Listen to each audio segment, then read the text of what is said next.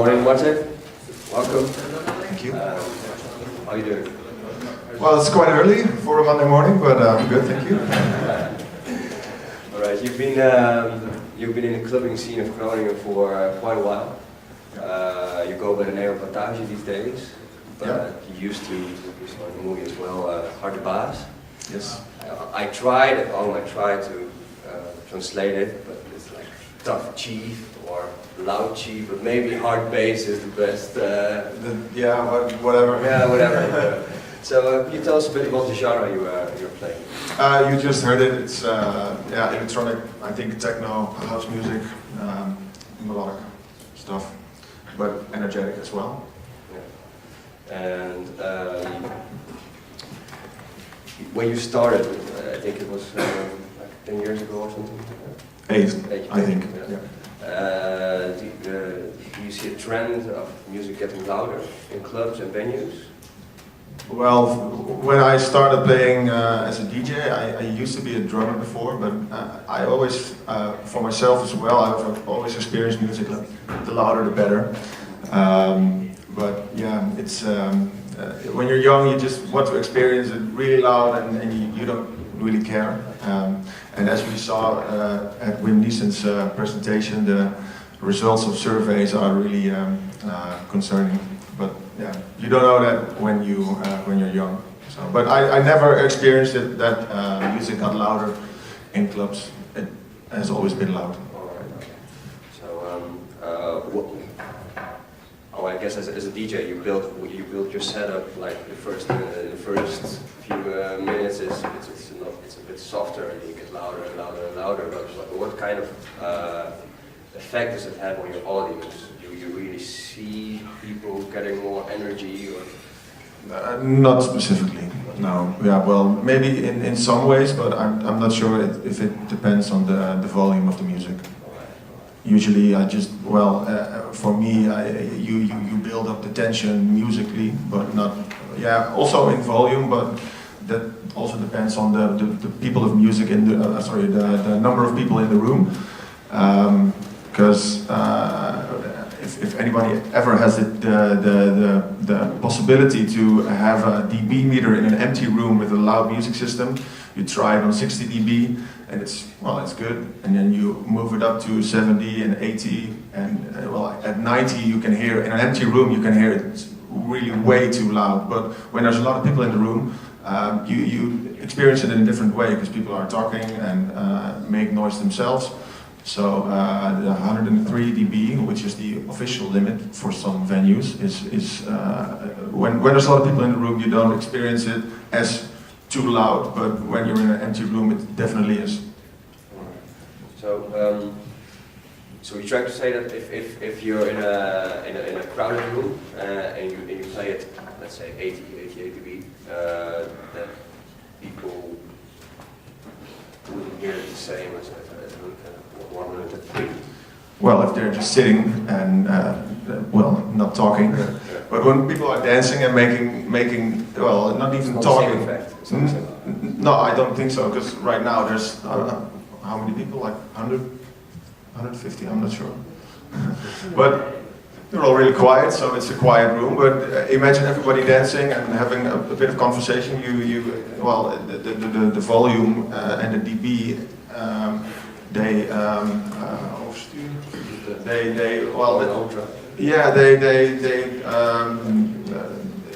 It has influence on how you experience the music, and the music seems not as loud as it actually is.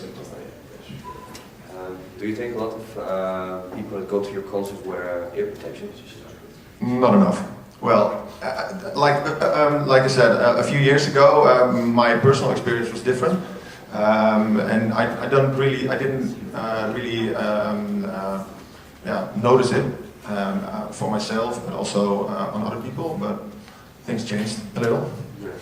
All right. Because did you wear protection because you were clubbing a lot? And you Yeah. Well, I used to, as I said, I used to play drums, and I never ever wore ear protection. When rehearsing, and also on stage. But when I started playing music as a DJ, yeah, I used to. But you know, sometimes you leave them at home. You leave them at home, and yeah. But most of the time, I wear earplugs. Because due to years of playing in clubs with or without protection, you develop tinnitus, right? Yeah.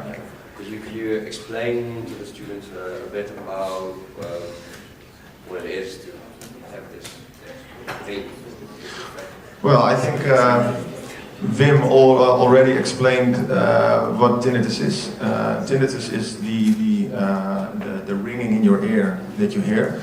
For some people, it's there on a Monday or a Saturday after a party, after loud music or a concert.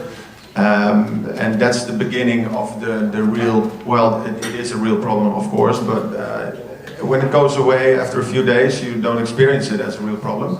And I think it was 4 years ago, maybe, I noticed that the ringing after a weekend, it didn't go away. And 2 or 3 years ago, it even got louder. So right now I have a constant ringing in my ears, and it's yeah. Well, in usual daily life, I'm not really influenced by it because you have other sounds that overcompensate the noise. But well, when I'm alone at home or in bed, it's really frustrating because there's a really loud beep every time, always. Always present. Always present. So did it scare you at first when you kind of noticed it? Well, not really, because I knew the sound. I've heard it before, and so it was not new to me. Only the fact that it didn't go away was, well, a bit scary, because you know the stories. Once it don't go away, it will probably never ever go away, because it's really hard to cure. Well, there is no cure, but there's not much you can do about it. So that was the scary part, not the beep itself. And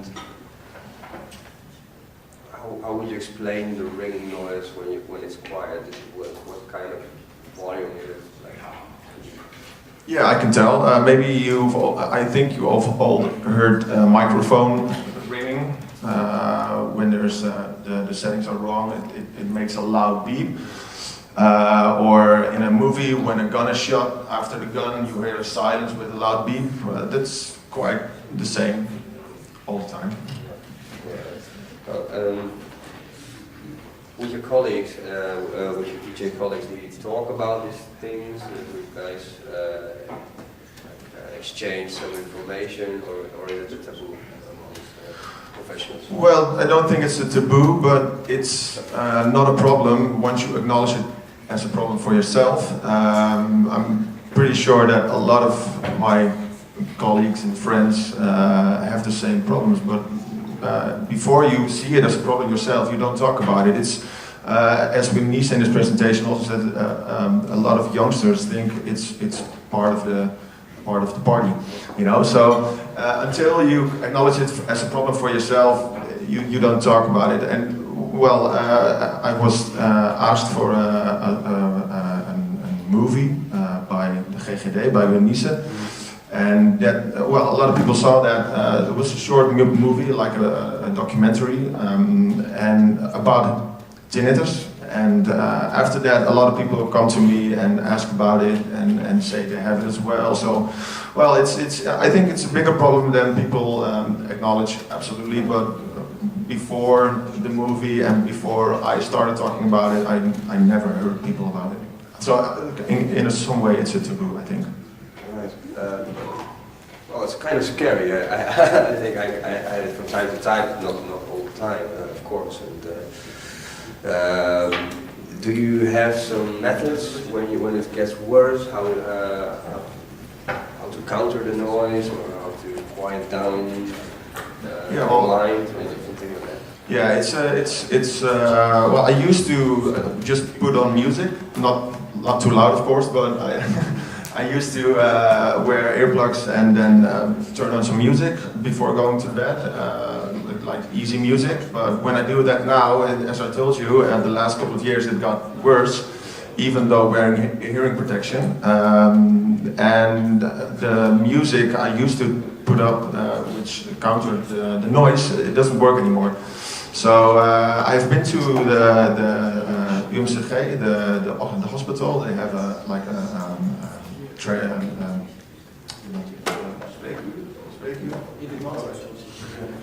a council thing you go to, and I got a really good tip for hearing, for listening to audiobooks, because then you can listen to a person talking to you. You have to concentrate on it. So the concentration well, it not really cancels, but you focus on something else. That's the main thing. The focus is killing. Right. So like monotone based or something like so. Yeah, a human voice. Yeah, listen. Well, it's not just the noise that cancels out. It's the concentration, the focus on something else. Yeah, that's for me that works a lot. Yeah. And how has tinnitus affected your work as a DJ? It didn't. Well, I've never experienced anything not being able to do what I want to do, like make music, play music, but it made me more aware of the volumes I play for, the volumes in the venue or also on stage for myself. That's the only thing that changed. I tend to watch the volumes a lot more. Yeah, more precautions, or do you warn people when you see them just casually? You said, "Hey, you should." No, I don't start my set with telling people to. No. I mean, I know what you mean. Well, it's hard. I've shared the movie a few times, of course, but there's not much you can do at a party. I don't walk around telling all people to wear earplugs, or it's just for myself. Before I start, I walk around and take my earplugs out to see how loud it is, to experience it. And some clubs they have a dB meter, so you can always see the volume it is. But well, if you take note of the times we just saw, that like an hour at 80 dBs is already damageable. Yeah, if you take 103 dBs, it's way too much. But on the other hand, it's not too much to have a good experience of music. If it's rock music or dance music, the experience is also really important. Right, so here's the same sound challenge. What do you expect the students will come up with? I have no idea. This is, yeah, but I hope it's. Well, I have no idea. I didn't really think about it actually. I've read a bit about your studies, and I think well, it's not my type of field, so I'm not sure. I have no idea. I hope they come up with something good. Do you have any advice for them? Yeah, well, actually, take the hearing test. It's really an eye opener if you have a bit of hearing loss, because the tinnitus it comes from hearing loss. So also next to the beep I have a dip in the audiogram. I have a hearing loss at the high frequencies. So it's an eye opener if you can actually test and see if there is any hearing loss for yourself. And well, I could advise everyone to get a good set of earplugs. It's expensive, but it's worth your ears. Because what kind of earplugs do you use? I use they're custom made for my ears. Those are the best. Those are the most comfortable, and they don't have any influence on how you hear the music. It just puts the volume down. It's expensive. It's almost 200 euros. But well, your ears aren't. They don't grow. Your hearing don't grow back. So that's a good advice. It's really worth the money, and that's the only advice I have, to be honest. All right. And when they're developing their projects, so you said what works for you was in the beginning, when the tinnitus wasn't that bad, the voice, the music worked, but now it's more the focus. So if they start a project, they maybe could work on something to focus on. I think the project is about a tool to to prevent the hearing loss. It's Not only for prevention? not to help people like me with the beam. So it's prevention. That's the key to this challenge. So I think that's the real question. Oh, okay. Sorry, my bad. All right. And are there any questions from the students? Right. There's a question. What for? Yeah, it's probably better if I do it in English. What kind of behavior is very difficult for people to stop in the clubs, or DJs to stop doing in the clubs, like playing music at a certain volume, have certain types of music, certain types of behavior? What is behavior that people don't want to give up in that? Like playing in volume or when going out. Well, I think for most people only the experience in music and the social part in a club is important, and dancing of course, well, as goes for electronic music. But I'm not sure what the question was. With the type of behavior people don't want to let go? Yeah, basically if you're trying to change their behavior, what would be really difficult to change? If you want them to wear headphones, for example, which I can assume, can just imagine being very annoying for people if they have to go out always with something on their head. Yeah. Well, I'm not really sure if there's something they don't want to change. No, I don't think I have an answer to the question. Sorry. Bless you. Other questions? Somebody else? No, not at all. Not at all. You've been quite clear. Well, that's a good thing. There's a question. Do you think it is possible to mimic the sound with like vibrations instead of the actual sound? If you can mimic the sound, I hear. No, I mean, if people go out, they apparently want to hear loud music. Yeah. But could we maybe mimic that in some way instead of having the actual sound? But like Yeah. Well, it's if you can mimic the experience of the loudness. Well, it's not only volume; it's also the physical feeling of in electronic music. The physical feeling of the kick drum, for example. It's a really important part of the experience. So I'm sure it's in some way. Well, you can do it in another way. I think Wim Niese. No, there were, I don't call experiments, but it has been tried to make the floor of discotheques and things like that vibrate on the bass drum. And Yeah. then the volume and the volume of the sound would be lower. Yeah, there's also a Kickstarter project.